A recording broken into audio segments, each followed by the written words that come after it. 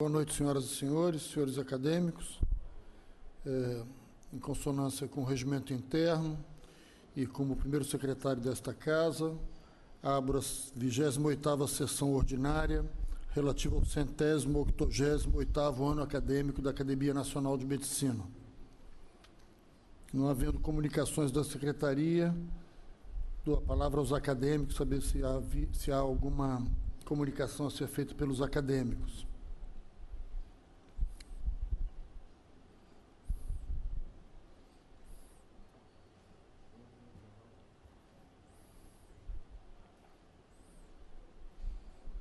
Esperar um pouquinho que eles se instalem. Está aberta a palavra aos acadêmicos.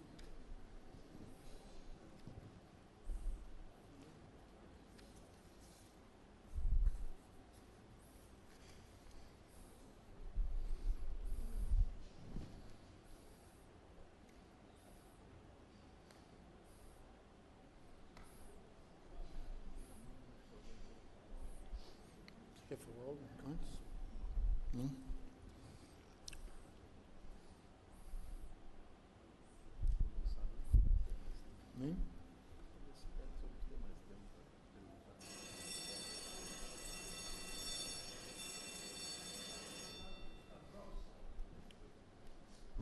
Bom, não havendo comunicações por parte dos senhores acadêmicos, vamos dar continuidade à jornada de atualização em transplante de órgãos. Nós temos duas comunicações nessa sessão: o estado atual do transplante de órgãos no Brasil, pelo acadêmico José Osmar de Medina Pestana, e a atualização em transplante de pulmão, pelo acadêmico José Jesus Camargo. Vou dar a palavra, então, ao professor doutor José Camargo. O professor José Camargo realizou, como muitos de vocês... Então, vamos dar a palavra ao acadêmico José Medina. Perdão, Medina. O acadêmico Medina é coordenador do grupo que mais transplanta rins no mundo e é diretor do Hospital de Rins, em São Paulo, Hospital do Rim, e membro titular da nossa casa. Ele vai falar do estado atual do transplante de órgãos no Brasil. Acadêmico Medina.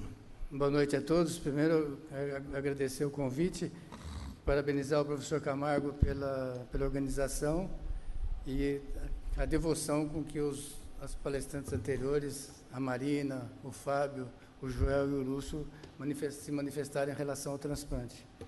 No transplante de órgãos, parece que a complexidade do transplante de órgãos, as pessoas entendem que a complexidade do transplante de órgãos está mais diretamente relacionada à complexidade da técnica cirúrgica ou da imunossupressão, mas o transplante ele envolve uma série de outras questões no seu entorno, que envolve o comportamento da sociedade, tabus, crenças, que se eles não estiverem muito alinhados com o programa de transplantes ou com o programa público, o transplante não se desenvolve.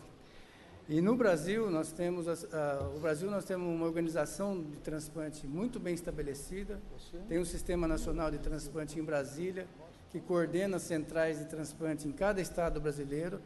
A alocação dos órgãos no Brasil ela é justa, tem uma legislação muito apropriada para o transplante com doador vivo, uma legislação muito apropriada também para o transplante com doador falecido, de forma que o Brasil, mesmo considerando todas as dificuldades socioeconômicas e culturais que o Brasil tem, o Brasil é o segundo país do mundo em número de transplantes e é o país que tem o maior programa público de transplante do mundo.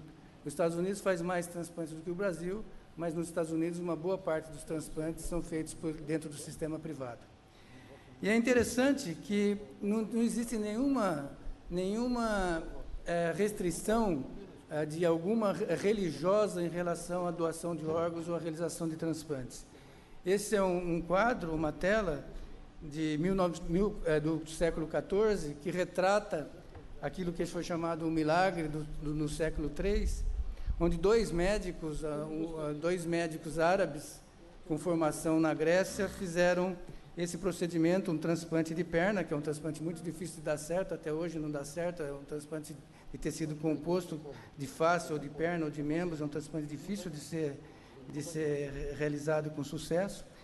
E esses dois médicos fizeram esse transplante, utilizando a perna de um gladiador etíope, recém-falecido, e que foi transplantado para substituir uma perna necrosada de um sacristão já bastante idoso. E conta a lenda que o sacristão saiu andando, estranhou que a cor da perna dele era diferente da anterior, e também a força muscular que ele tinha readquirido era muito maior do que a que ele tinha. Essa é apenas uma lenda, mas ela tem uma conotação importante, que essa apresentação, esse tipo de interesse pelo transplante, que já vem de centenas de anos atrás, faz com que a resistência ao transplante, do ponto de vista religioso, seja muito baixa. Nenhuma religião, nem mesmo Testemunha de Jeová, é contra o transplante. Testemunha de Jeová não aceita a doação de sangue, mas ele não tem nenhuma restrição à doação de órgãos, ou receber um órgão tanto de doador vivo como de doador falecido. E é interessante, nós não gostamos de publicar casos, mas nós sabemos que todas as pessoas que foram canonizadas é porque elas publicaram um caso só.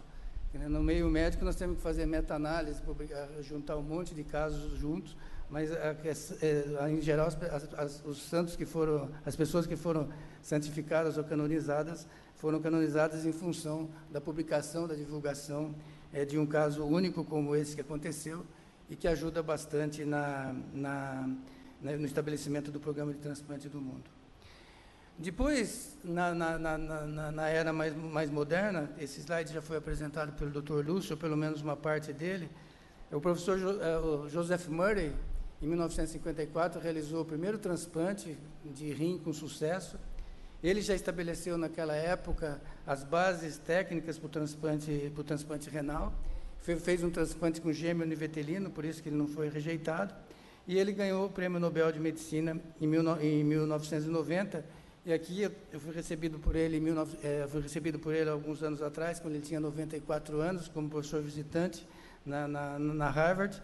E chamou bastante atenção, não só o fato dele ter feito o primeiro transplante, mas a expressão, o entusiasmo que ele expressava da vida aos 94 anos.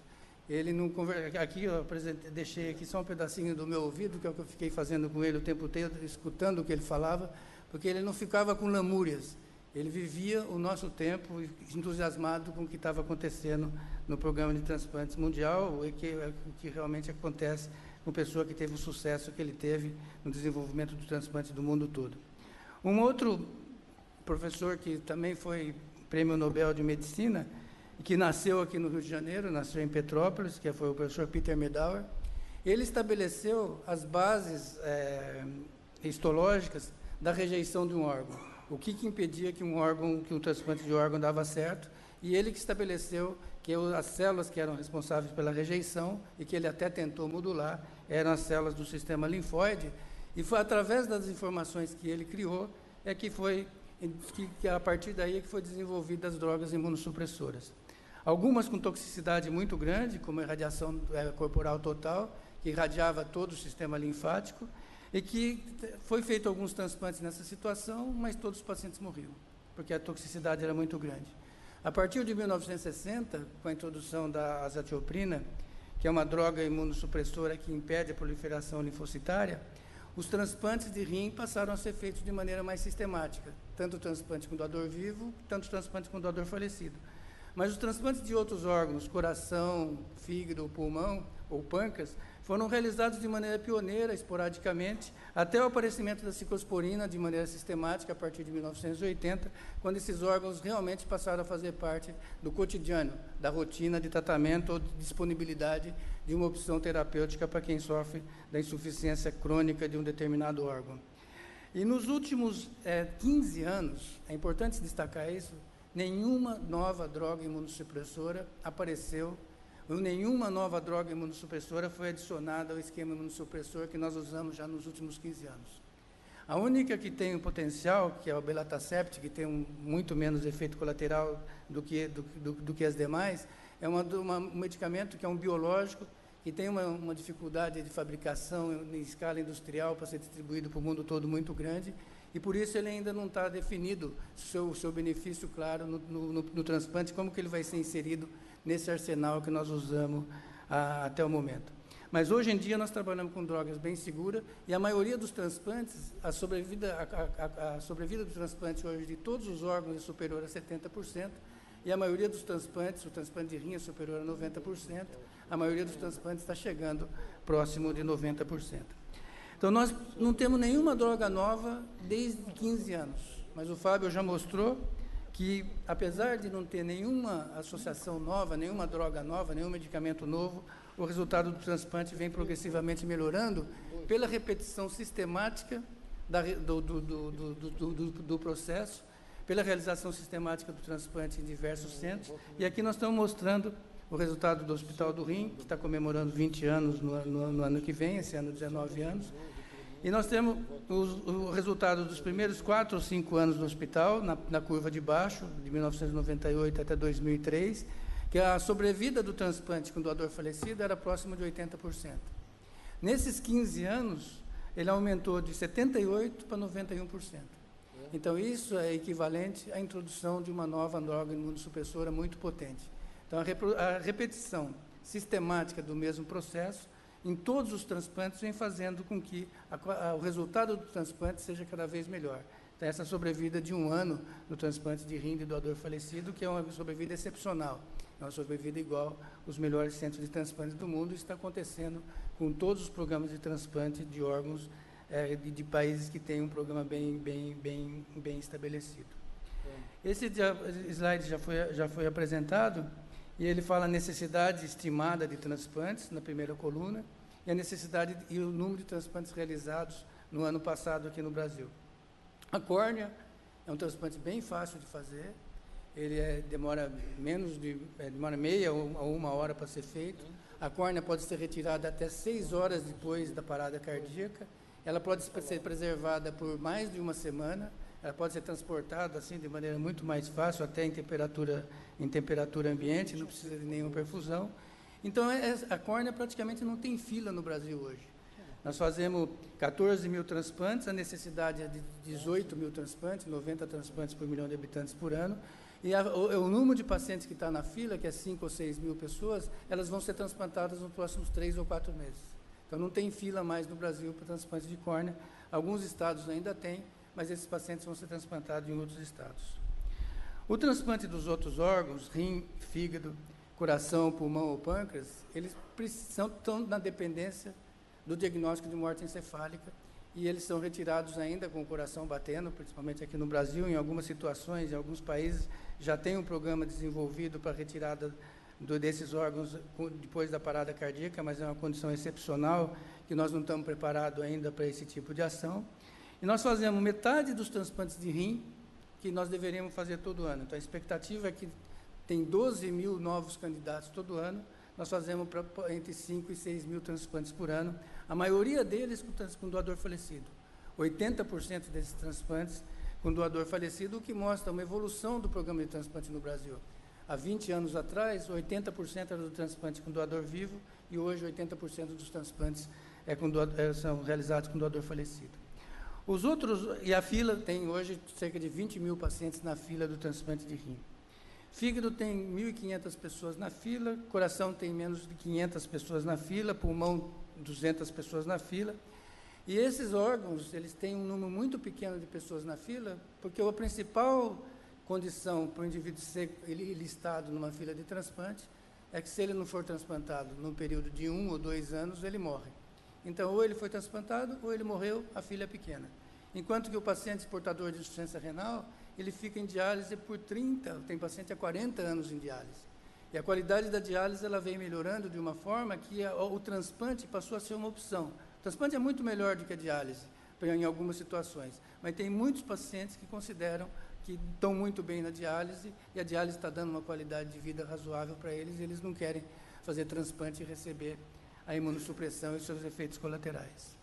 O transplante de pâncreas merece uma consideração. Tem muito diabético e muito pouco transplante de pâncreas. É que não tem nenhuma vantagem de você trocar um transplante de pâncreas mais a imunossupressão pela injeção da insulina. É preferível usar a insulina do que fazer o transplante de pâncreas. Então, o transplante de pâncreas ele é reservado para pacientes que têm insuficiência renal crônica por nefropatia diabética e que precisam do transplante de rim, e junto com o transplante de rim faz o transplante de pâncreas. Ainda assim, eu pessoalmente, se eu tivesse numa situação como essa, eu ficaria só com o transplante de rim, porque o transplante de rim mais o transplante de pâncreas não é 2 vezes mais complicado, é umas 3 ou 4 vezes mais complicado, porque o transplante de pâncreas ele é muito mais difícil, muito mais complicado, tanto do ponto de vista técnico como clínico, para ser mantido. Então, se eu tivesse nessa situação, eu não seria candidato a transplante de pâncreas. Nós temos alguma dúvida se nós manteremos esse programa ou não, e no mundo todo o número de transplantes de pâncreas realizado está diminuindo. Existe um ou outro paciente diabético que se beneficia do transplante de pâncreas. São pacientes que têm dificuldade para controlar, faz hipoglicemia e hiperglicemia incontroláveis, e esses pacientes podem se beneficiar do transplante isolado de pâncreas. Mas no nosso serviço, nos últimos 3 anos, toda vez que essa situação apareceu, o endocrinologista, muito cuidadoso, conseguiu equilibrar o paciente e ele acabou não necessitando do transplante de pâncreas. Então, o Brasil, como eu mencionei, tem um sistema bem estruturado de transplante, bem organizado. Ele atende uma boa parte da população, metade das pessoas que são candidatas a transplante de rim, metade das pessoas que são candidatas a transplante de fígado. O Fábio já explicou na apresentação dele anterior por que o transplante de coração tem um número mais reduzido, mas ele já conseguiu no seu serviço, em função da organização, sistematização do programa, o INCOR é o 6º ou 7º centro de transplante do mundo em transplante de coração, e o transplante de pulmão é um transplante bem difícil de fazer. Esses outros transplantes são mais fáceis de fazer. O Dr. Camargo, o professor Camargo, ele se dedica a um transplante que é bem difícil mesmo. Não dá para imaginar que esse transplante vai ser feito em diversos centros. São centros como o INCOR que faz, como a Santa Casa de Porto Alegre que faz, um centro no Ceará que faz, mas é um transplante difícil de fazer. Lá na Escola Pós-Medicina nós começamos, o grupo não era um grupo muito dedicado ao programa, nós tivemos que parar. É um transplante bem mais difícil, tanto tecnicamente como clinicamente, como para a manutenção clínica desses pacientes do que os demais. E o transplante de pâncreas, como eu mencionei, é um transplante que tem uma dificuldade que muitas vezes não justifica a sua realização. A grande questão assim, contemporânea, que também já foi mencionada, eu estou fazendo aqui um consolidado do que as pessoas falaram na apresentação da tarde, a grande questão contemporânea é a disparidade geográfica da oferta de transplantes no mundo. Então, nós observamos nesse gráfico, a cor verde bem escura é onde faz mais do que 75 transplantes por 1 milhão de habitantes por ano dentro da sua população, Estados Unidos, alguns países da Europa. O Brasil está numa situação intermediária, faz perto de 40, 50 transplantes, somando todos os transplantes, exceto córnea, por 1 milhão de habitantes por ano. E essa distribuição, ela segue bem a distribuição econômica e social do mundo. Onde tem mais facilidade, tem mais transplante. Onde tem mais dificuldade, como na África, tem menos transplante. No Hospital do Rim, nós estamos desenvolvendo um programa de cooperação com a Nigéria, que faz 4 anos, acabou não indo para frente. E agora, daqui 2 semanas, eu vou para a Etiópia. Tem um grupo da Etiópia que está vindo no Hospital do Rim, já começaram a fazer, já fizeram 2 transplantes. Nós vamos passar uma semana lá, ajudando a desenvolver o programa de transplante na Etiópia. Algumas pessoas perguntam como é que vai fazer transplante na Etiópia se lá tem outras necessidades. É verdade, mas o transplante vai ser iniciado agora, no Brasil há 30 anos atrás também era assim, daqui a 30 anos eles devem ter um programa de transplante bem estabelecido. E vamos prestar atenção no que acontece no Brasil. O Brasil tem esse verde com essa cor, e se nós colocarmos o mapa do Brasil, com o número de transplantes por 1 milhão de habitantes por região no Brasil, a gente observa que o Brasil representa aquilo que acontece no mundo. A região sul e a região sudeste do país tem um verde bem escuro, então tem um número de transplantes que é semelhante àquilo que acontece nos Estados Unidos, nos países mais desenvolvidos da Europa, mas, por outro lado, nós temos regiões ou estados que são comparáveis ao programa de transplante de países que têm menos do que 2,5 transplantes por 1 milhão de habitantes por ano. E no Brasil também segue muito bem a linha de desenvolvimento, que na área mais desenvolvida é a região sul e a região sudeste, e daí ele vai subindo gradativamente. Nos últimos 10 anos, essa disparidade ela foi minimizada, mas ainda assim nós temos uma disparidade geográfica muito grande no Brasil, que talvez seja, como eu falei, a questão contemporânea mais importante do Brasil no momento, é como nós podemos fazer para corrigir isso. E isso é a única disparidade do sistema. O sistema de transplante, ele é muito justo, transplante de coração vai para o primeiro da fila, transplante de fígado vai para o mais grave da fila, transplante de rim vai para aquele que tem melhor compatibilidade, transplante de córnea vai para o primeiro da fila, e a única disparidade é que a pessoa que mora numa região onde não tem transplante disponível, a chance dele ser transplantado é menor do que se ele residir numa região onde a oferta de transplante é maior. Então, o que acontece é que a maioria das pessoas que tem alguma atitude, um pouco mais de recurso, um pouco mais de cultura, e que mora numa região que não tem disponível transplante, eles migram, ou então eles se matriculam na região sul e na região sudeste. Quando aparece um doador para eles, eles são chamados, eles conseguem chegar do Amazonas, por exemplo, de Manaus até São Paulo, e são transplantados. Mas isso cria uma disparidade, você de alguma forma privilegia aquelas pessoas que têm ou mais iniciativa, ou um pouco mais de recurso, ou de alguma forma elas acabam sendo beneficiadas, e a única disparidade do sistema é essa, que é uma disparidade mais ou menos incontrolável, que está relacionada à condição socioeconômica e não ao sistema, assim. E o que nós esperamos, assim, do futuro, no transplante, que não é só aqui no Brasil, mas no mundo todo?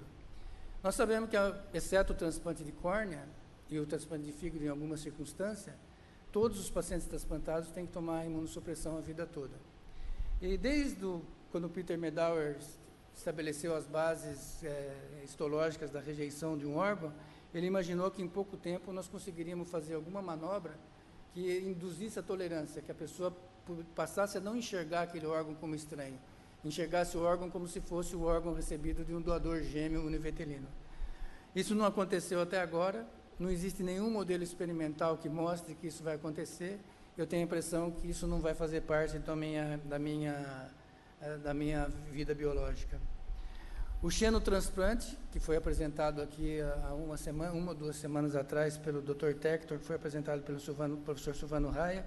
O Tector é a única pessoa do mundo que acredita que o transplante o xenotransplante vai dar certo com um doador, com um porco como doador nos próximos anos.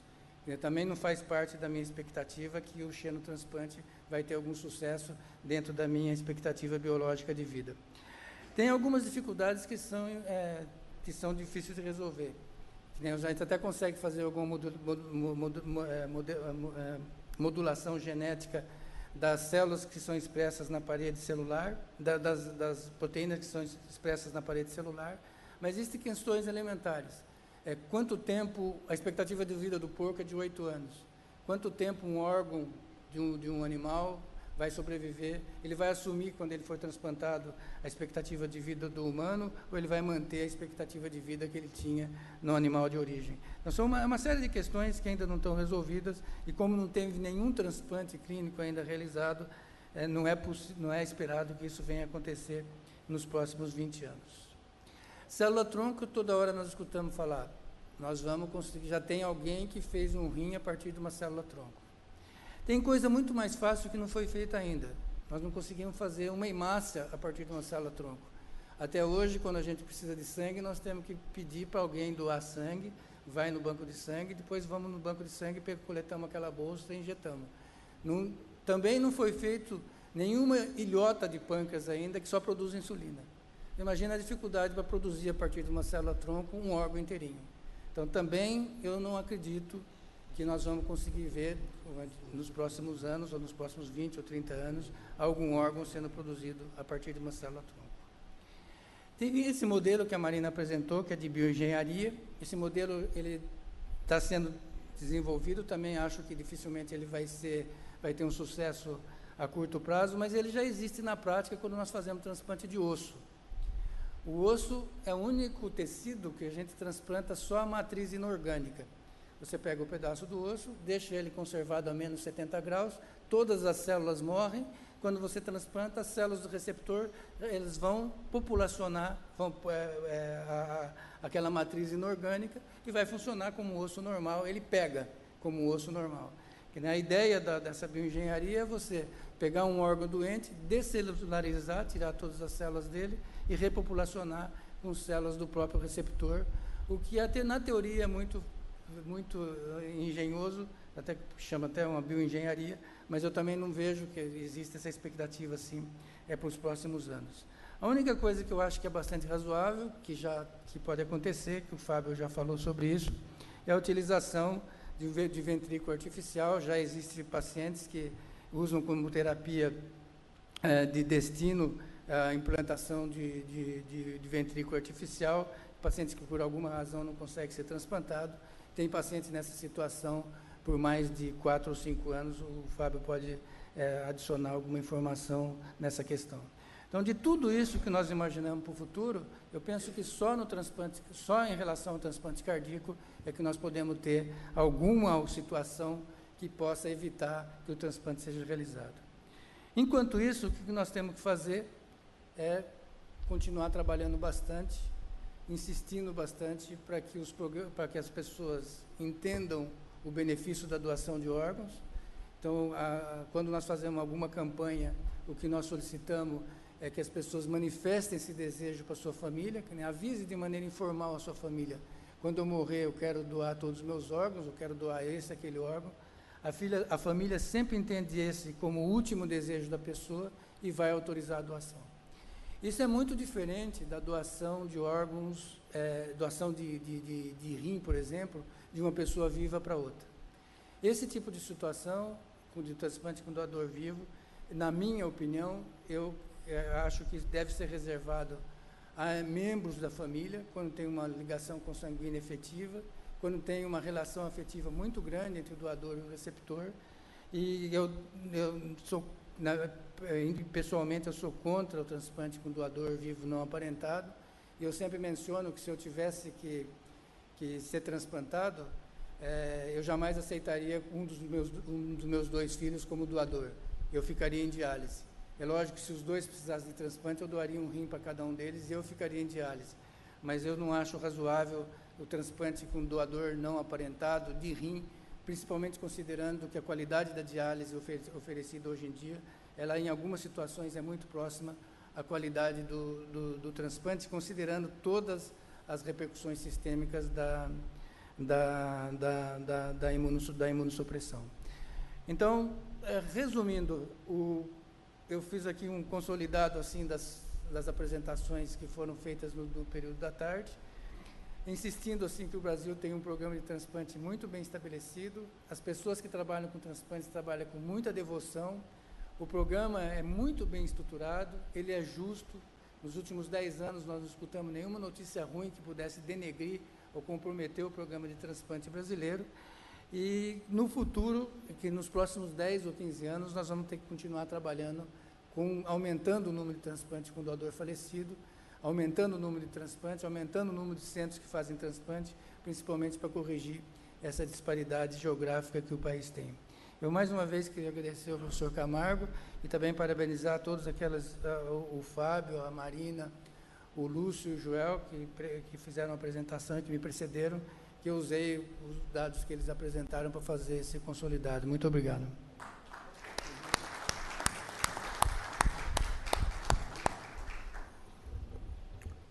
Obrigado, acadêmico José Medina, por essa apresentação sintética, muito clara e informativa. Vamos dar continuidade, então, dando a palavra ao acadêmico José Camargo, cujas virtudes eu já enumerei fora de hora, que foi o primeiro transplantador de pulmão na América Latina, é responsável por 55% dos transplantes de pulmão feitos até hoje no Brasil, diretor do Centro de Transplante da Santa Casa de Porto Alegre e acadêmico titular dessa casa. Professor Camargo. Obrigado, Cláudio. Essa é a situação da experiência brasileira em transplante de pulmão até setembro do ano passado, quando tinham sido feitos 969 transplantes distribuídos por essas cidades. E em verde, nós temos a grave constatação de que um país de dimensões continentais tem apenas 3 cidades fazendo transplante de pulmão de forma de forma regular. Essa é a experiência do nosso serviço até agosto do ano passado, quando tinham sido feitos 525 transplantes, em uma experiência iniciada em 89, que cresceu de maneira muito lenta até 99, quando fizemos uma curva ascendente, e tivemos um bom momento em 2009, muito ajudado por Santa Catarina e Paraná, que são os nossos generosos fornecedores de pulmões, e estabilizamos em torno de 30 a 35 transplantes ano. Os resultados, à semelhança de todos os outros órgãos, também melhoraram significativamente, e a expectativa de vida tem ficado em torno de 90% no primeiro ano. Uma realidade triste constatada em todo mundo que trabalha com transplante de pulmão é o quanto o pulmão é delator das más condições técnicas das nossas UTIs. O fato de que se aproveite não mais do que 15% dos pulmões de doadores de rim significa a má qualidade do manejo do paciente em terapia intensiva do ponto de vista pulmonar. E uma coisa que me deprime quando eu constato isso é a quantidade de pessoas dessas unidades que, se não tivessem morte cerebral, também não sobreviveriam por maus cuidados pulmonares. Isso é mais grave do que perder doador, considerando que a população da UTI que represente o potencial de serem doadores é ínfima, considerada a população toda. E nós não vamos resolver o problema da escassez de doadores sem melhorar a qualificação dos nossos hospitais. Nós temos problemas de cultura médica para transplante, e isso vale para todos os órgãos. Os pacientes, os médicos ainda pensam o transplante como terapia do desespero, e os encaminhamentos tardios determinam como consequência pacientes transplantados em má condição clínica, com menos condições de aguardar o doador ideal e mais mortes em lista de espera. Em relação ao pulmão, essas são as indicações mais frequentes. O enfisema convencional, o enfisema por deficiência de alfa-1, fibrose pulmonar idiopática, fibrose cística, linfangiomiomatose e silicose, que é uma doença que não se conhece experiência no mundo transplantável como no Brasil, porque nós vivemos aqui a situação paradoxal de não oferecermos proteção aos trabalhadores de minas, de perfuradores de poços artesianos, e depois alguns são beneficiados com uma terapia tão sofisticada, cara, como o transplante. No enfisema, nós restringimos a indicação do unilateral só para pacientes com mais de 60 anos. Todos os pacientes mais jovens têm sido submetidos a transplante bilateral, que oferece uma qualidade de vida presumivelmente melhor, e se eles desenvolverem bronquiolite obliterante como rejeição crônica, eles têm uma expectativa de sobrevida maior.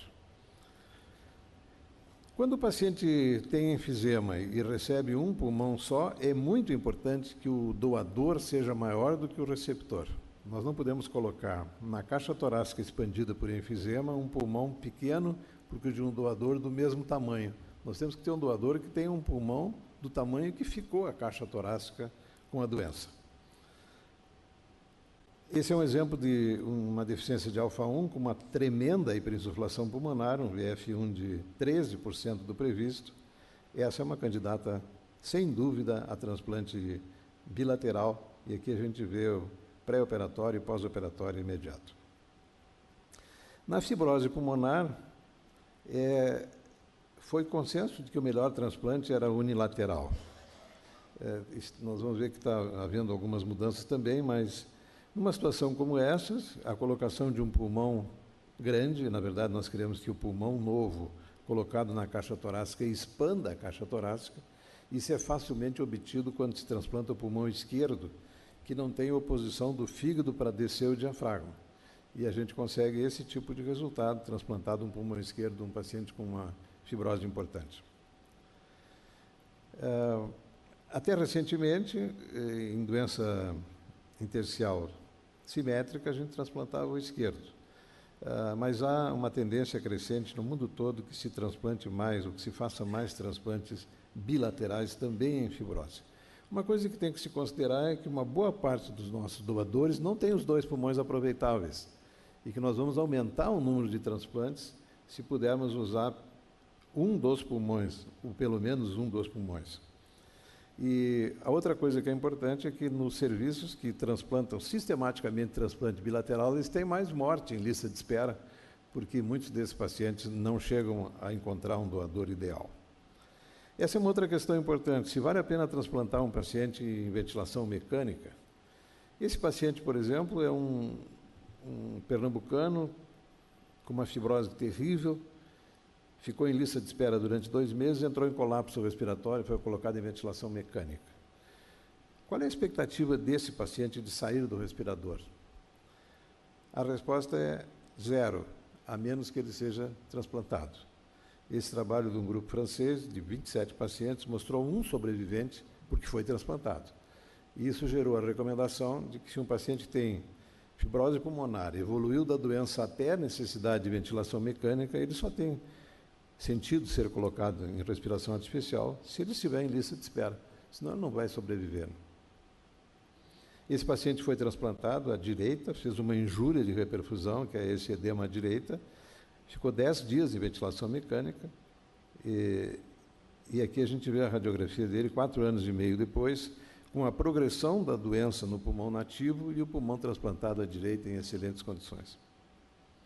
As indicações clássicas do bilateral envolvem as doenças supurativas. Aqui a gente tem um desses exemplos, uma menina de 22 anos com uma fibrose cística severa, dependente de oxigênio, uma doença mais grosseira à direita, e esse é o doador que serviu para esse tipo de resultado depois de um transplante bilateral. A hipertensão pulmonar já foi uma indicação mais frequente. Nós chegamos a um determinado momento a ter 21 pacientes em lista de espera para transplante por hipertensão. Atualmente temos 2. Isso tudo em função do surgimento de drogas vasodilatadoras que tornam uma boa parte dessa população assintomática, ainda que a pressão na artéria pulmonar persista em valores acima do normal. Quando indicado, o transplante é bilateral, e há uma tendência de substituir a circulação extracorpórea por oxigenador de membrana, por ECMO.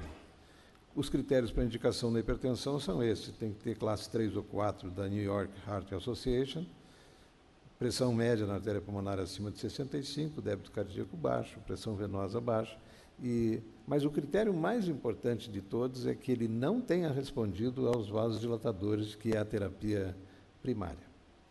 Nesse transplante, a circulação extracorpórea, ou ECMO, é obrigatório, eles não tolerariam o clampeamento de uma artéria pulmonar sem desenvolver um corte pulmonar agudo.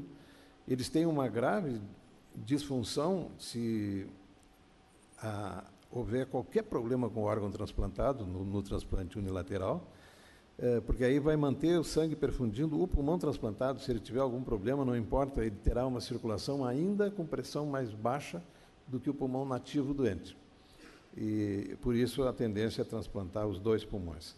Esse caso é muito ilustrativo de uma coisa que não se sabia até uns anos atrás, quando se ensinava que se o paciente tivesse uma dilatação cardíaca, isso era irrecuperável. Hipertrofia podia ser que recuperasse, dilatação não. Hoje a gente sabe que não há nenhum critério clínico, morfológico, morfométrico que determine essa irreversibilidade. O paciente pode ter um coração enormemente dilatado, colocado pulmões normais que restabeleçam a pressão na circulação pulmonar, e em poucas semanas ele recupera a configuração anatômica normal. Esse é um exemplo de um paciente com 123 milímetros de mercúrio de pressão sistólica na pulmonar, com enorme área cardíaca, e que, transplantado 2 pulmões, a pressão caiu para 22 milímetros de mercúrio. Esse é um caso mais recente, do menino de 11 anos, com 120 milímetros de mercúrio, sem resposta a vasodilatador, enorme coração. Aqui se vê o tamanho do ventrículo direito, quando se abriu a incisão transversa do externo. O transplante, no final do procedimento, os 2 pulmões novos, e entre eles um imenso coração, e uma evolução pós-operatória fantástica. O teste da caminhada, 30 dias depois, mostrava 98% de saturação, e a pressão na pulmonar tinha caído para 23 milímetros de mercúrio. Os grandes avanços do transplante de pulmão nessa década envolveram um emprego seguro de retransplante. Pelo menos 20% dos pacientes transplantados chegam a essa condição, por perda progressiva do enxerto, por rejeição crônica, expressa por bronquiolite obliterante, e uns 20% preenchem os critérios para retransplante. O início da experiência com retransplante foi trágico, até que algumas coisas importantes foram aprendidas, eu vou referir a seguir. Preservação ex vivo, uso de ECMO em vários momentos, pré-transplante, transtransplante ou no resgate de perdas do enxerto, também representaram grandes avanços. E uma coisa que se discute, especialmente baseado na experiência espanhola, é o uso de órgãos de doadores em parada cardíaca. Um avanço importante do retransplante é a possibilidade de fazê-lo com uma morbidade ou uma mortalidade próximo do transplante convencional. E essas são as indicações: perda precoce do enxerto, complicação brônquica por necrose intratável e bronquiolite obliterante. E será candidato aquele paciente que, apesar de ter perdido o pulmão, tem uma boa condição clínica, deambulação preservada, sem outras comorbidades, e é muito comum que nessa população a principal comorbidade seja a insuficiência renal desenvolvida a partir da imunossupressão, e que tenha uma boa aderência a tratamento. Quer dizer, não é aquele paciente que perdeu o órgão por relapso, é aquele paciente que perdeu o órgão por incompatibilidade. A preparação é adequada, esses pacientes precisam ter uma infecção controlada, fazer reabilitação pulmonar e nutricional, e o transplante deve ser bilateral. A experiência da Santa Casa é muito clara nessa direção.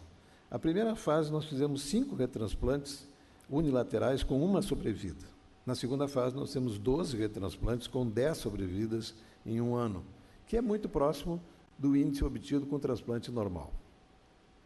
Esse é um exemplo. Um paciente de 15 anos que tem um pulmão destruído por bronquiolite obliterante. Aqui se vê as bronquiectasias e a destruição parenquimatosa típica da bronquiolite. Ele foi transplantado em 2010, precisou de circulação extracorpórea. No pós-operatório, ele apresentou inúmeros episódios de rejeição aguda com uma total incompatibilidade com o órgão transplantado. Ele permaneceu 22 dias na UTI, teve alta hospitalar no 28º dia, e o melhor momento dele na espirometria foi 69% do previsto. Depois de 1 ano, ele tinha caído para 21%, que era exatamente o valor pré-transplante. Ficou, então, configurado o fracasso do transplante por perda do enxerto por bronquiolite. 13 meses depois, ele, na UTI, com traqueostomia e ventilação mecânica, ele foi avaliado para retransplante, essa era a radiografia pré-retransplante, e 17 meses depois do transplante original, ele foi retransplantado. Essa é a radiografia pós-retransplante. No 4º dia, ele estava evoluindo bem, com programação de desmame da ventilação mecânica. No 6º dia, ele começou a ter taquicardia, febre contínua e piora da ventilação. E no 7º dia, ele entrou em falência respiratória, com hipercapnia grave, acidose respiratória e choque. E foi, então, colocado em ECMO, numa manobra de... Ele ia morrer naquele dia, com certeza, pelo grau de acidose. E esse é o instante da instalação do ECMO, em que se vê a mudança dramática dos padrões eletrolíticos. E ele tinha 7,06 de pH, passou para 7,24, 111% de PaCO2, 45, e assim... a resposta foi imediata. Aqui está ele com um ECMO artério-venoso, radiografia do momento mais crítico. Ele permaneceu 10 dias com ECMO, teve alta hospitalar depois de 24 dias, esse é o raio-x da alta. Tinha recomeçado a reabilitação. E 6 anos depois, a única preocupação dele, na nossa última consulta, é de que tinha atrasado a menstruação da namorada. A contribuição médica, que melhorou o número de transplantes de pulmão, tem que passar por isso, qualificar o atendimento médico ao doador. O Joel Andrade tem uma frase que eu gosto muito, ele diz que o principal para efeito do bom atendimento do traumatizado é a doação de órgãos. As famílias que foram maltratadas durante o momento crítico da perda de um ente querido, certamente não doarão quando essa solicitação for feita. O uso de doadores marginais não ótimos em transplante duplo é tolerável, a preservação ex vivo é uma boa contribuição. Os transplantes com doadores vivos, que nós vamos referir, e o transplante em parada cardíaca. A preservação ex vivo trouxe como vantagens a recuperação de 30% dos pulmões considerados inaproveitáveis. O grupo de Toronto, que é um grupo que mais defende a utilização da preservação ex vivo, eles aumentaram em 30% o número de transplantes com o mesmo número de doadores. Esse procedimento permite comprovar a eficácia funcional do órgão antes de implantá-lo e torna o procedimento mais eletivo. Aqui é uma ilustração dessa técnica. O bloco bipulmonar é colocado numa redoma de vidro estéril, em normotermia, e ele é perfundido com uma solução de alto peso molecular que puxa líquido do interstício. E a gente tem como monitorar a melhora gradual por redução do peso do pulmão e por crescente aumento da saturação de hemoglobina. Um órgão antes e depois de preservado, e esse é um aspecto de um bloco bipulmonar pós-preservação. O manejo perioperatório mais sofisticado, o diagnóstico mais precoce das complicações, as alternativas novas de imunossupressão e a maior segurança do retransplante têm implicado em índices crescentes de sobrevida. Esses eram os nossos gráficos de sobrevida, em torno de 60% no primeiro ano, observado entre 2002 e 2006, e na atualização desses números, entre 2013 e 2015, nós chegamos a quase 90% de sobrevida. O ECMO foi um outro grande avanço. Ele pode servir como ponte para o transplante, pode servir como substituto da circulação extracorpórea no intraoperatório ou como terapia de resgate na falência precoce do enxerto, que foi o que eu mostrei nesse menino. Esse é um caso interessante, é um paciente de 41 anos, obeso, que tinha nefrite e fibrose pulmonar secundária a lúpus, e em uso de oxigênio contínuo, dispneia progressiva, foi incluído em lista em abril de 2014, depois de ter emagrecido. Esses eram os exames da época da inclusão em lista. Em 2014, ele foi internado na emergência com uma piora funcional importante, usando máscara de oxigênio com reservatório a 15 litros por minuto e ventilação com BiPAP com uma piora importante e uma gasometria assustadora, com um PaCO2 de 80 milímetros de mercúrio. A questão aí é que tipo de suporte é mais adequado.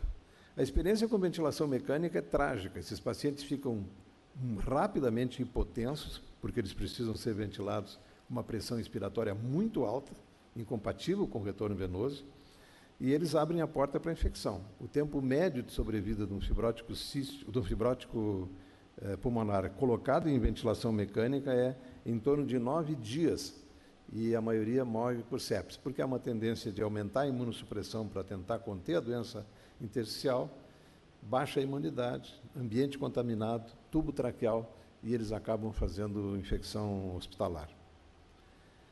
Esse é um dos trabalhos de 2014 que mostrou o quanto a experiência com ventilação mecânica, insuficiência ventilatória descompensada em doença restritiva é péssimo, e a morte, em geral, é acelerada por sepse. Esses autores são da Carolina do Norte, eles propuseram o uso de ECMO como uma ponte para o transplante.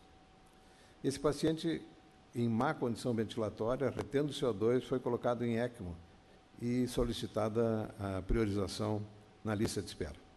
No quarto dia, houve uma oferta de um doador de Joaçaba, em Santa Catarina, 37 anos, 2 dias de ventilação mecânica, uma PO2 abaixo dos 300 desejáveis, mas ele era a única oferta possível. Foi realizado o transplante e mantido o ECMO no trans e no pós-operatório. Ele ficou com ECMO durante 6 dias, fez hemodiálise lenta por 3 dias e alta da UTI no 11º dia. Nos últimos anos começaram a ser discutidas a possibilidade de que o ECMO seja uma boa alternativa à circulação extracorpórea nos pacientes que necessitam de suporte circulatório no transoperatório.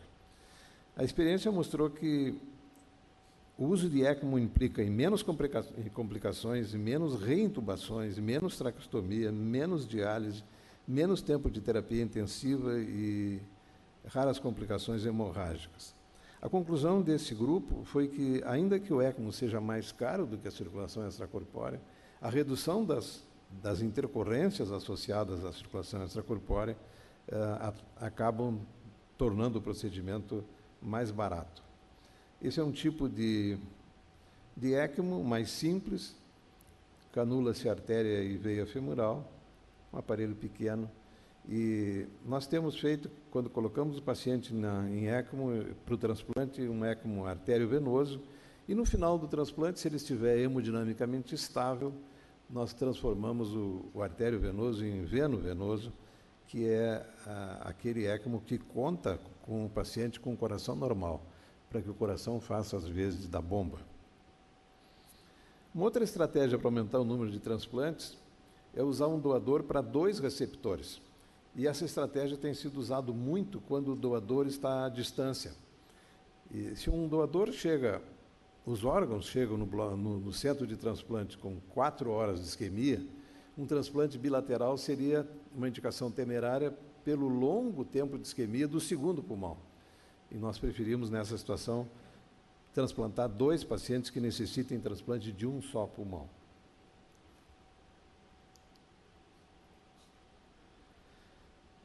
A outra possibilidade de aumentar o número de transplantes é usar transplante com doadores vivos. A desvantagem que tem o transplante intervivos no pulmão é que nós precisamos de 2 doadores.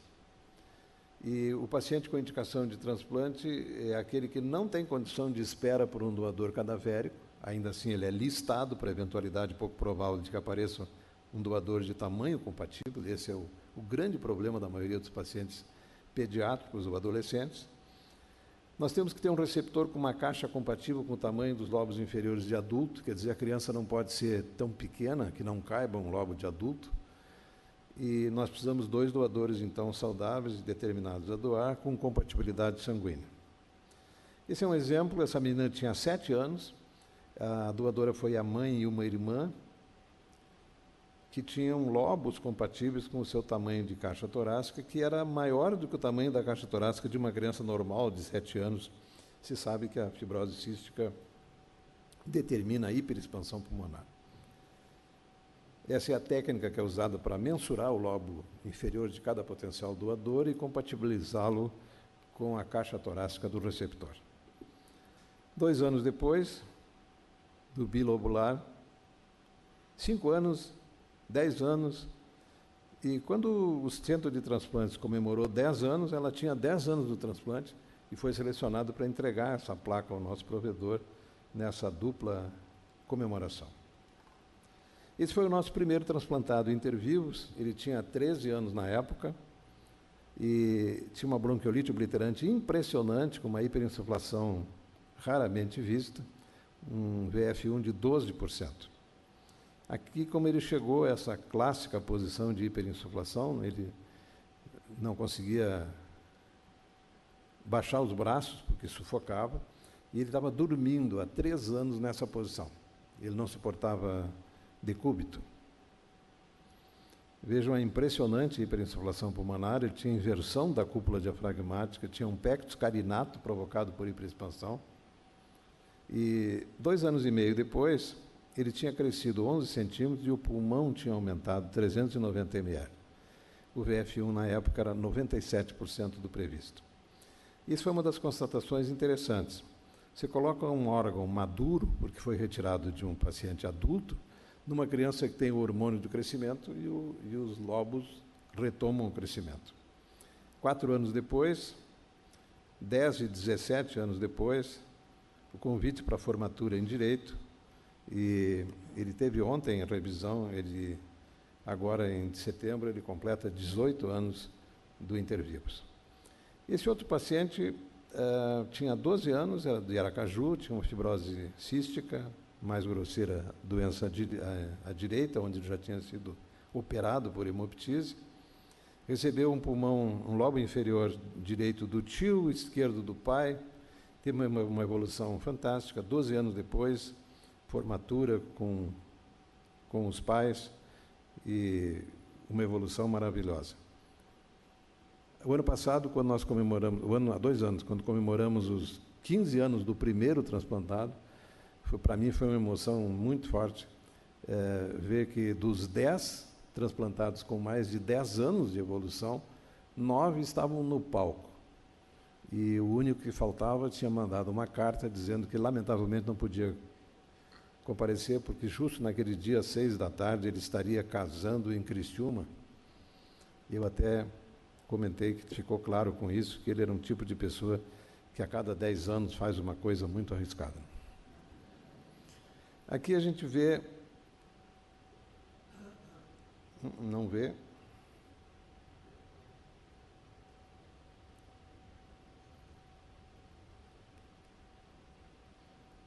Para você ter uma ideia de como é que é esse procedimento, que é uma coisa muito mais fácil do que o Medina disse. Esse é um lobo retirado de um dos doadores, que é preservado na bacia, que vocês vão vendo o lobo sendo insuflado. O transplante bilobar, com doador vivo, ele se parece com o transplante convencional, porque as estruturas vasculares brônquicas são muito parecidas na distribuição do pulmão inteiro. Se vê o lobo que foi retirado, colocado na cavidade, o implante que inicia pelo brônquio,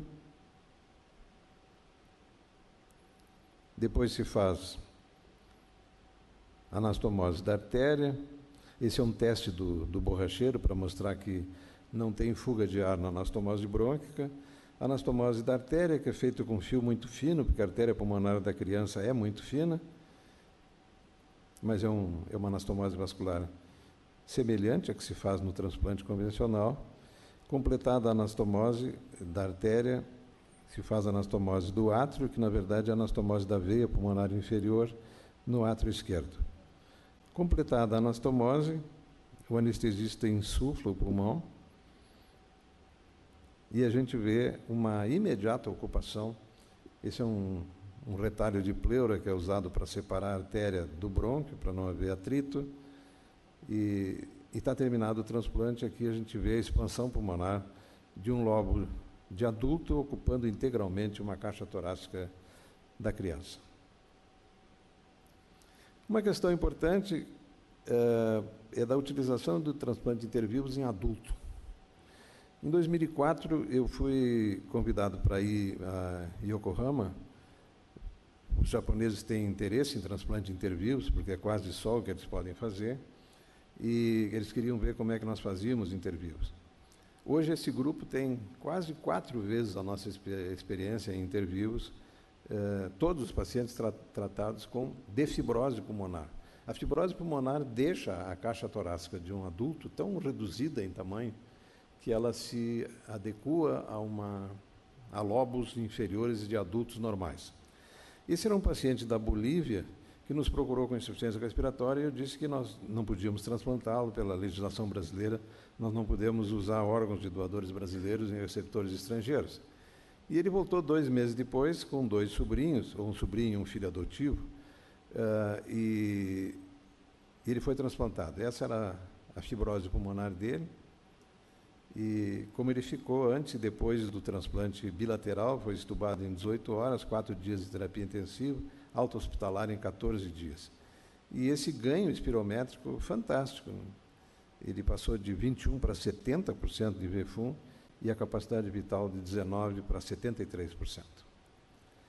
A perda funcional de quem doa é uma preocupação nesse tipo de transplante. Na nossa experiência, essa perda média é de 17%, o que significa que, como nós estamos partindo de doadores normais, e se não fossem normais não seriam doadores, essa é uma perda imperceptível. Todos os pacientes que doaram órgãos voltaram à vida normal e laboral sem nenhuma limitação. Os órgãos adultos crescem em receptores pediátricos, é uma observação muito interessante. E a ameaça que existe a esse programa, que existe, na verdade, a programas de qualquer órgão de doador vivo, é a morbimortalidade do doador. A nossa experiência é de 36 pacientes e 37 transplantes, porque um deles fez um retransplante de um dos lobos, fibrose cística, bronquiolite, bronquiolite mais fibrose, fibrose idiopática e um retransplante. A evolução foi favorável em 28 dos 36 pacientes, 78%. Tivemos 7 mortes pós-operatórias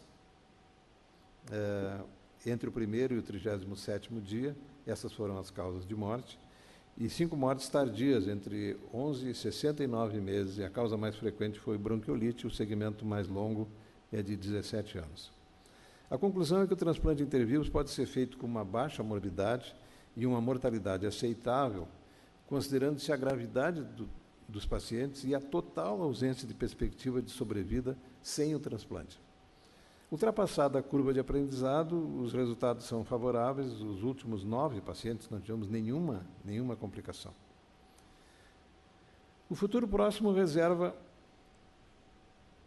a necessidade de mais transplantes, considerando o aumento médio da população, o que vai significar maior incidência de doenças degenerativas, e a conquista gradual da confiança nos transplantes como terapia médica, não mais experimental, como foram alguns transplantes considerados no passado. Quando se implanta um programa de transplante, qualquer programa de transplante, em qualquer hospital, nós temos um efeito imediato sobre a estrutura hospitalar e sobre o grupo médico. É muito claro que se um hospital se preparar seriamente para transplantar órgãos e nunca transplantar nenhum órgão, ele terá feito um grande investimento, porque a qualidade indispensável para que se invista em transplantes não é exclusiva para o paciente transplantado, ela estará lá para beneficiar todos os pacientes desse hospital. E o segundo aspecto é sobre os médicos, porque é impressionante o efeito do transplante dividindo os médicos em 2 grupos. Os que se empolgam, se entregam, se emocionam, sofrem, vibram, choram, e os que acham que isso não vai dar certo, dá muito trabalho, quase sempre de madrugada, isso é ruim, paga pouco.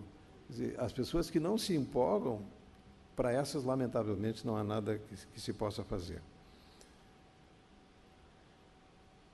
A expectativa que eu sempre tive é que é tão maravilhoso trabalhar com transplante que mais jovens se interessassem.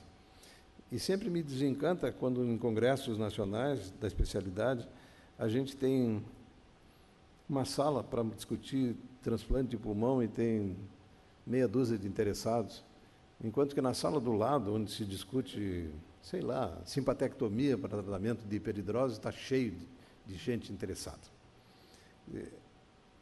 Parece que há uma grande preocupação com um ganho imediato, menos trabalho, menos risco. E isso não é uma coisa brasileira, isso é um fenômeno mundial. Nos Estados Unidos há uma fuga clara dos jovens cirurgiões americanos em direção à baixa complexidade, em grande parte favorecido pela judicialização crescente da medicina americana, mas também me parece que essa juventude está menos provocada por desafios, né? O que eu acho muito triste. A vida sem desafio essa acomodação com a mesmice, eu acho deprimente. Eu gosto dessa frase, que quando a realidade parece muito diferente dos nossos sonhos, está na hora de começar a mudar a realidade. Esse é o nosso centro de transplantes, é um hospital que faz parte do complexo da Santa Casa, é o 7º hospital do complexo, tem 71 leitos, 11 de terapia intensiva, e tem sido feito entre 550 e 570 transplantes por ano, todos os órgãos, todos os transplantes possíveis somados. Obrigado.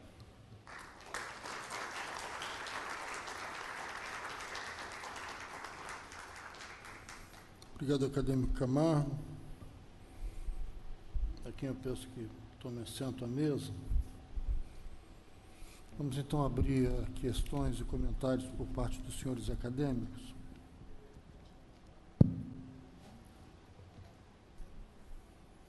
Acadêmico Barros Franco.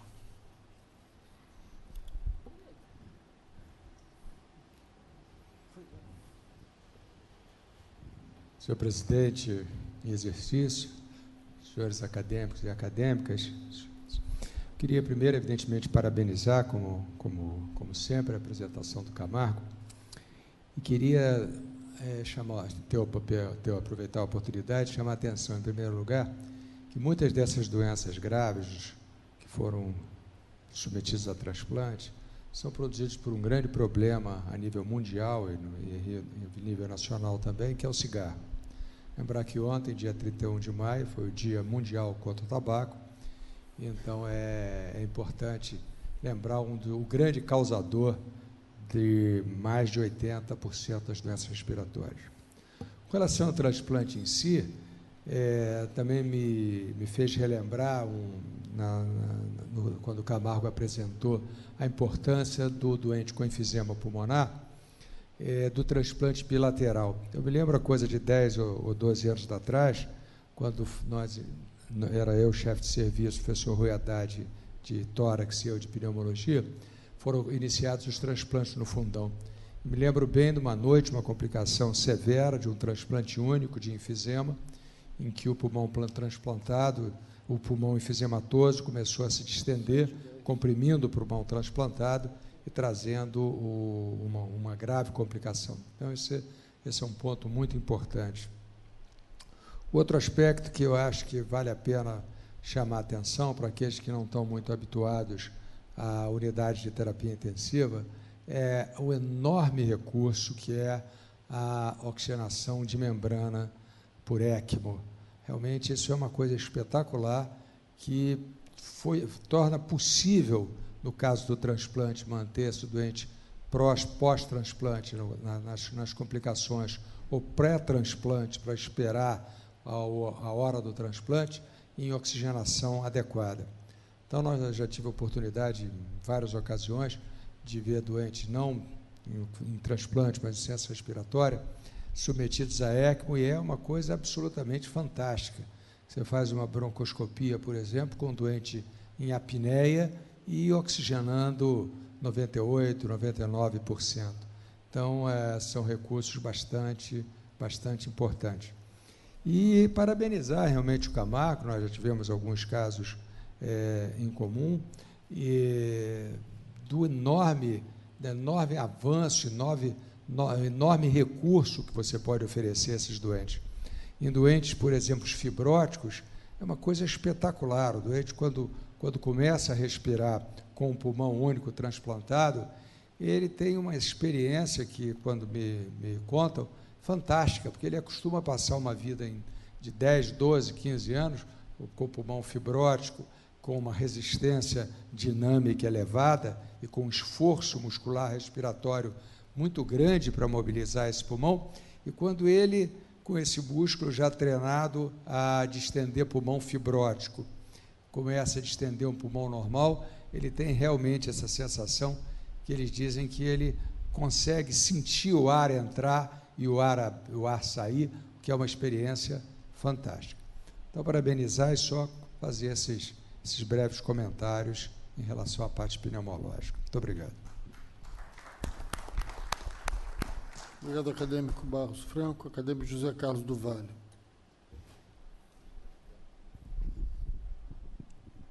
Senhor presidente em exercício, Cláudio Tadeu, com grande prazer que eu vejo o meu querido amigo se assessorar temporariamente desta poltrona.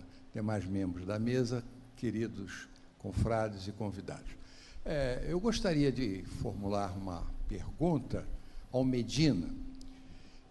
Ele expôs aqui que muitas das vezes os pacientes preferem manter diálise do que o próprio transplante. Você mesmo recomendaria, em determinadas situações, permanecer em diálise em vez de se submeter ao transplante, dada a toxicidade de uma imunossupressão prolongada. Então, a minha pergunta é a seguinte: primeiro, esses doentes que se sentem bem, ele se sente bem com a hemodiálise clássica, ou você está também relacionando a diálise peritoneal caseira?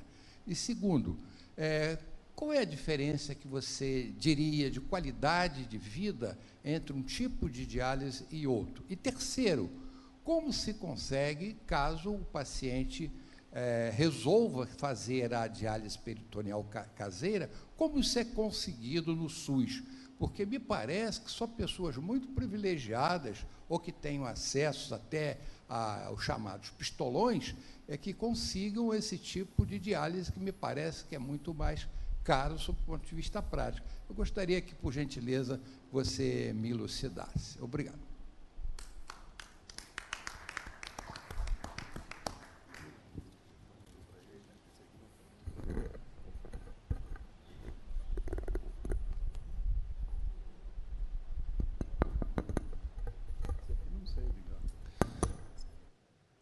Então, primeiro, em relação à comparação das duas diálises, as duas diálises elas são efetivas dependendo do perfil do paciente. Na diálise peritoneal, ela tem um clearance menor do que a hemodiálise. Então, pacientes que têm uma massa corporal muito grande ou que são obesos, dificilmente eles se adaptam bem à diálise peritoneal. Mas pacientes com tipo físico menor, magro, eles se adaptam muito bem à diálise peritoneal ou à hemodiálise. Então, faça-se a escolha de um paciente de acordo com a capacidade dele de fazer em casa sozinho essa diálise. Então, para pacientes que não têm condição de elaborar todo o processo de fazer por conta própria a diálise em casa, é melhor fazer a hemodiálise. E o SUS, também é um milagre do SUS. O SUS oferece um número muito grande de transplante, oferece imunossupressão para a vida toda, e também o SUS oferece diálise gratuita para 120 mil pessoas que estão em programa de diálise no Brasil. Tanto faz a hemodiálise como a diálise peritoneal. É que tem muitos centros que trabalham só com hemodiálise e não tem a diálise peritoneal, e por isso que eles não oferecem a diálise peritoneal, que dá um pouco mais de trabalho para o centro, para organizar, do que a hemodiálise. A hemodiálise é uma coisa muito simples.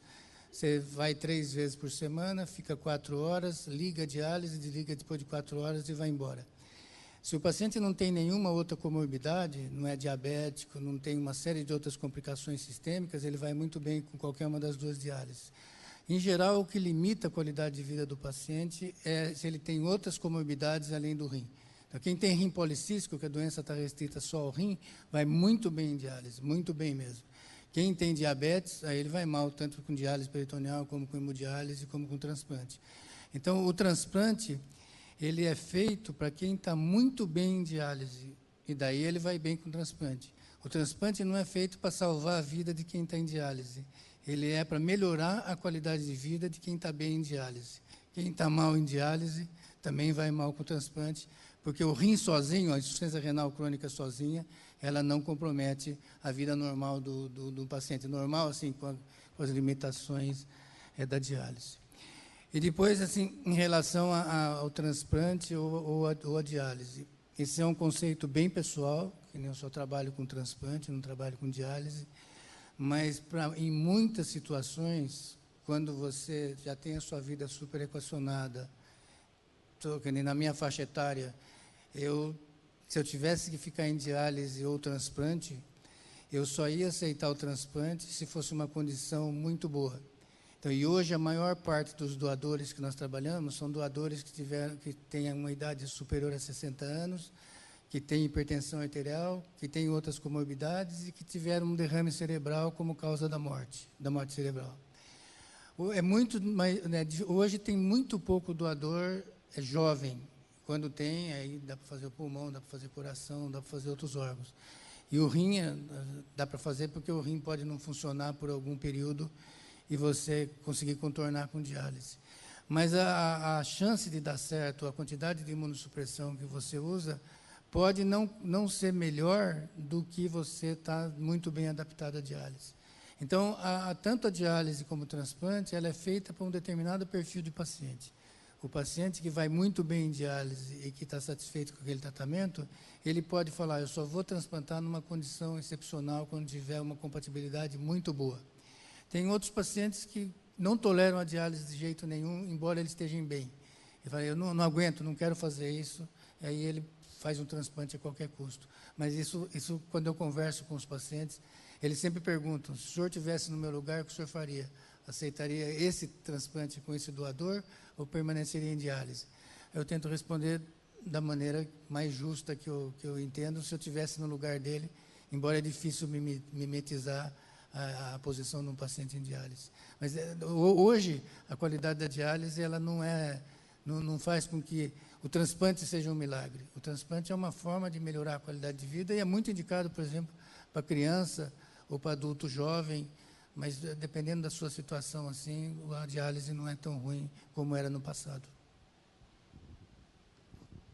Eu acho, senhor presidente, que o pulmão se equipararia ao rim se o cara pudesse, 3 vezes por semana, fazer oxigenoterapia durante umas 4 horas e vida normal. Não dá, né? Não funciona. Porque quando o paciente preenche os critérios, e é importante isso, porque, do ponto de vista legal, ele só entra na lista se preencher os critérios. Os órgãos são propriedades do Estado, então o Estado se reserva o direito de estabelecer as regras da seleção. Quando ele preenche os critérios de transplante, ele tem uma expectativa de vida menor do que 2 anos. Quer dizer, quando o risco dele morrer da doença é maior do que o risco dele morrer do transplante, aí ele é candidato. A experiência que a gente tem, como, por exemplo, com o paciente com enfisema, quando ele chega ao critério, preenchido os critérios para transplante, ele tem quase 10 anos de sofrimento.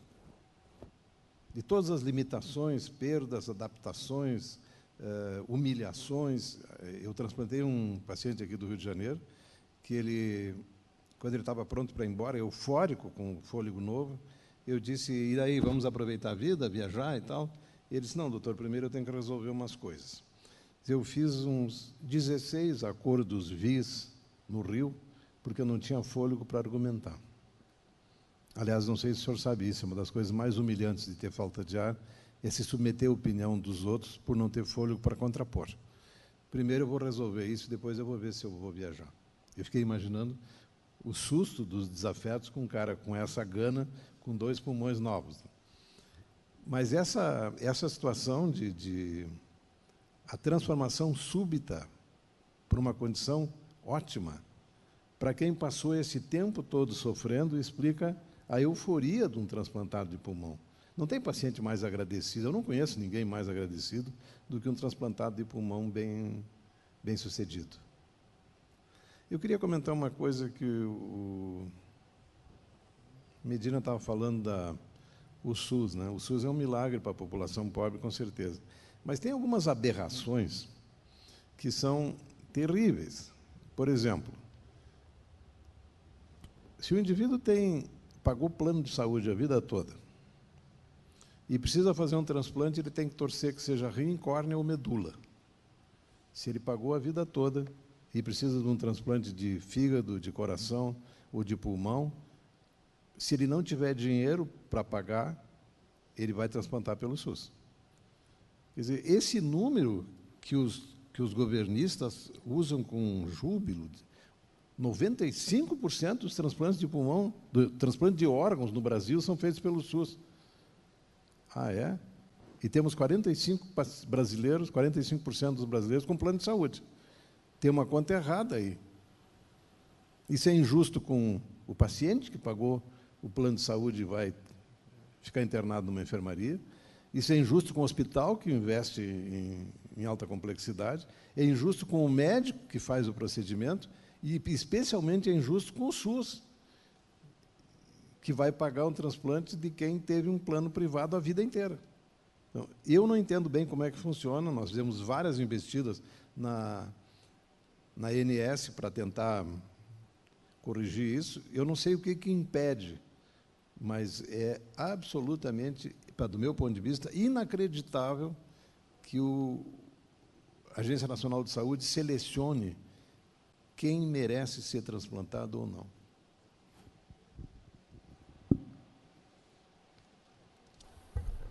Há mais perguntas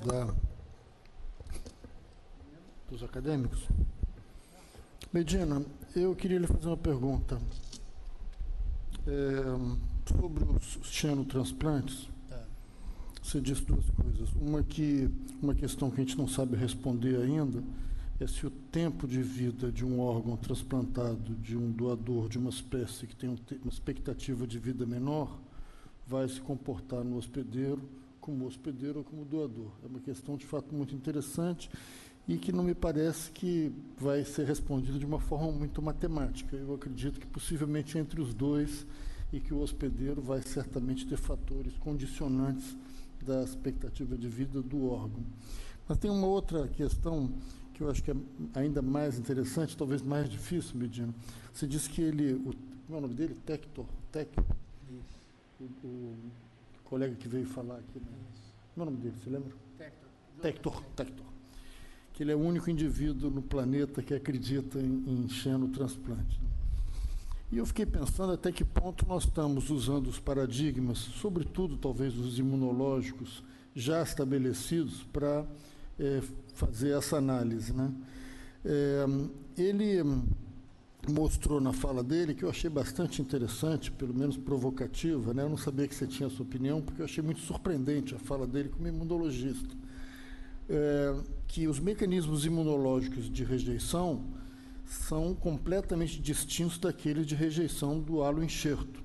E a gente entende que isso tenha bases distintas e possivelmente mecanismos de regulação e de controle também distintos.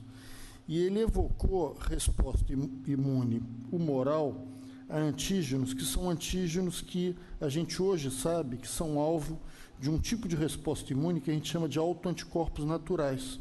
São autoanticorpos que existem em indivíduos normais, que reagem contra uma porção de antígenos presente em bactérias, mas presente também em autoantígenos. Eles têm uma especificidade ampla e uma avidez relativamente baixa.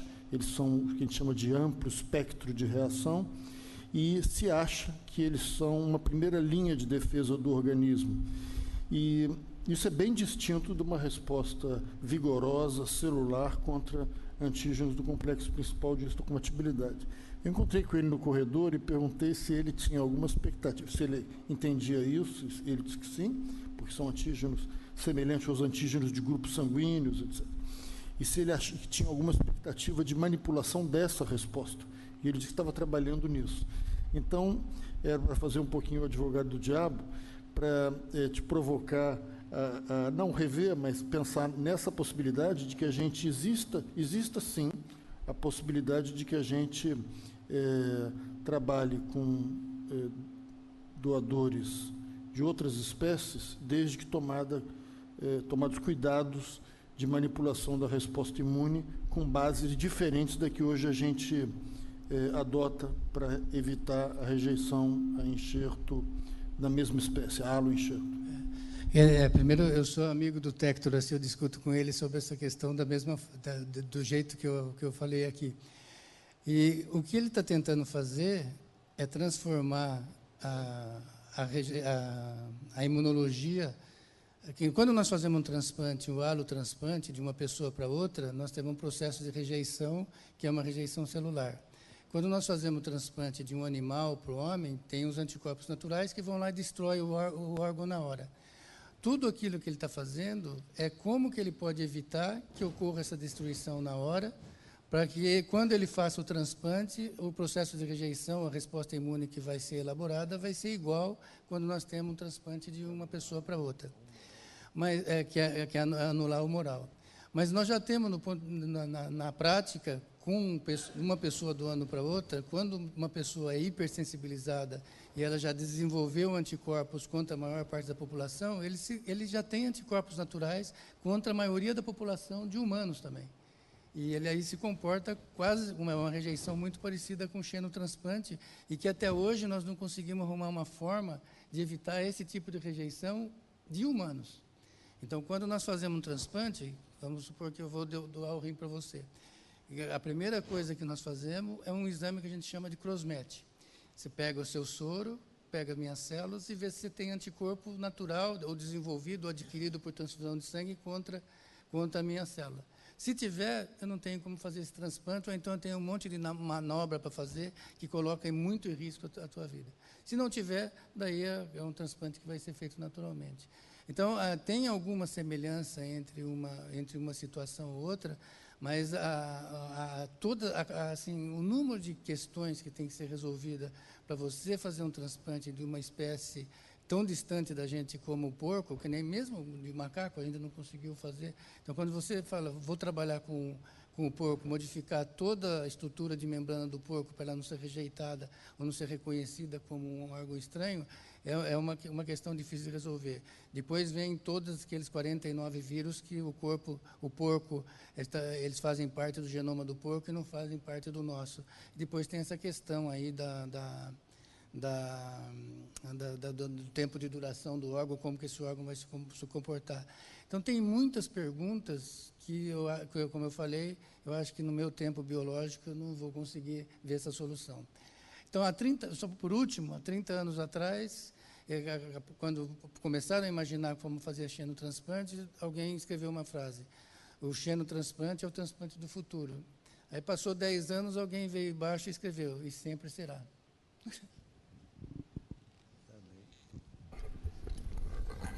Bom, agradeço, então, a excelente participação dos acadêmicos Medina e Camargo, agradeço às senhoras e senhores acadêmicos e aos nossos convidados, dou por encerrada essa sessão. Muito obrigado.